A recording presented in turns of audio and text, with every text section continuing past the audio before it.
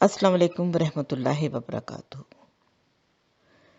ناظرین، سماجی انصاف سے متعلق تحقیق اور وکالت سے منسلک ادارے سینٹر فار سوشل جسٹس کی جانب سے جاری کردہ حالیہ رپورٹ کے مطابق ملک میں توہین مذہب کے کیسز میں تیزی سے اضافہ دیکھا گیا ہے۔ سینٹر کی رپورٹ میں کہا گیا ہے کہ گزشتہ سال یعنی 2020 میں سب سے زیادہ یعنی 200 افراد کے خلاف توہین مذہب کے مقدمات درج کیے گئے۔ یہ تعداد توہین مذہب کے قانون میں سابق فوجی حکمران جنرل ضیاء الحق کے دور میں کی گئی ترمیم کے 37 سال بعد سب سے زیادہ ہے۔ اس سے قبل سال 2009 میں سب سے زیادہ 113 افراد پر ان الزامات کے تحت مقدمات قائم کیے گئے۔ ملک میں ایک کمپنی کے خلاف بھی توہین مذہب کا کیس دائر کیا جا چکا ہے۔ ان میں سے زیادہ تر کیسز مذہبی عقائد، مقدس کتب انبیاء کی توہین، مذہبی اجتماع میں خلل ڈالنا یا دوسروں کے مذہبی جذبات کو ٹھیس پہنچانے کی دفعات کے تحت درج کیے گئے تھے۔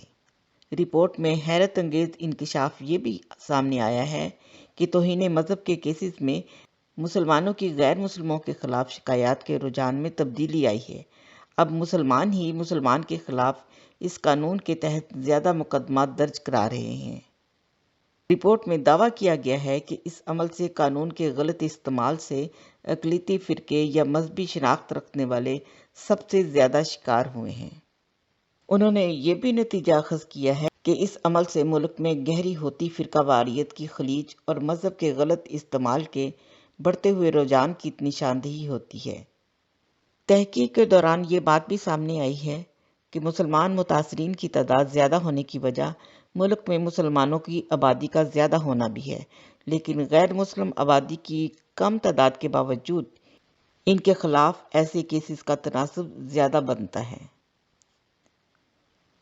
یہ بھی دیکھا گیا ہے کہ ایسے الزامات سے متاثرہ مسلمانوں کے خلاف تفتیش کے مرحلے ہی میں مسئلہ حل ہو جاتا ہے، لیکن غیر مسلم متاثرہ افراد کو عام طور پر ان الزامات کا عدالت میں سامنا کرنا پڑتا ہے۔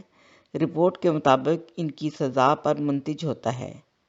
رپورٹ میں کہا گیا ہے کہ 2020 میں جن 200 افراد پر توہین مذہب کے قوانین کے تحت مقدمات درج کیے گئے ان میں 75% مسلمان تھے، جس کے بعد 20% احمدی، 3.5% کے قریب مسیحی اور 1% ہندو شامل تھے۔ رپورٹ کے مطابق 37 سال کے دوران 76% مقدمات پنجاب، جبکہ 19% سندھ اور خیبر پختونخوا میں 2% مقدمات قائم کیے گئے۔ سال 2020 کے اختتام پر پنجاب کی جیلوں میں ان الزامات کے تحت 337 قیدی موجود تھے۔ اسی طرح یہ بات بھی سامنے آئی ہے کہ اب تک اس نوعیت کے الزامات کا سامنا کرنے والے 78 افراد کو ماورائے عدالت قتل کر دیا گیا، جن میں سے 42 مسلمان، 23 مسیحی، 9 احمدی، 5 ہندو اور 2 ایسے افراد بھی شامل تھے جن کے مذہب کی تصدیق نہیں ہو سکی۔ رپورٹ کے مطابق توہین مذہب کے الزامات کو بنیاد بنا کر نفرت کے پرچار، تشدد پسند تنظیموں کی جانب سے ذہن سازی اور فنڈز کے جمع کرنے کے لیے بھی استعمال کیا جاتا ہے۔ وزیر اعظم کے نمائندہ برائے مذہبی ہم آہنگی حافظ طاہر اشرفی کے خیال میں رپورٹ میں پیش کیے گئے اعداد و شمار غلط اور تجزیہ حقائق کے برعکس ہے۔ وائس آف امریکہ سے گفتگو میں ان کا کہنا تھا، نفرت انگیز مواد اور تقریروں کے خلاف ایکشن لینا ہی قانون کا ٹھیک استعمال ہے۔ ان کا کہنا ہے کہ گزشتہ سال جن افراد کے خلاف کیسز دائر ہوئے ان کے خلاف ٹھوس شواہد موجود ہیں اور ایسے افراد کے خلاف گزشتہ سال محرم کے دوران، اس سے قبل اور بعد میں اشتعال انگیز تقاریر پر کارروائی کی گئی۔ حافظ اشرفی کا کہنا ہے کہ پنجاب میں متحدہ علماء بورڈ اور پھر ان کے دفاتر کی جانب سے اس قانون کے تحت درج کیے گئے مقدمات پر کڑی نظر رکھی جاتی ہے۔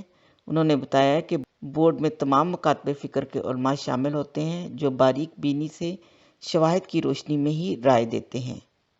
حافظ اشرفی کے خیال میں رپورٹ کی سب سے بڑی خامی یہ ہے کہ تحقیق کے بغیر رپورٹ جاری کی گئی ہے۔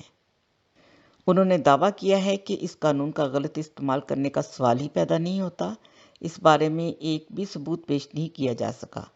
ان کے بقول اگر پھر بھی کوئی اس بارے میں ثبوت لائے تو ہم اس کی شکایت دور کرنے کے لیے تیار ہیں۔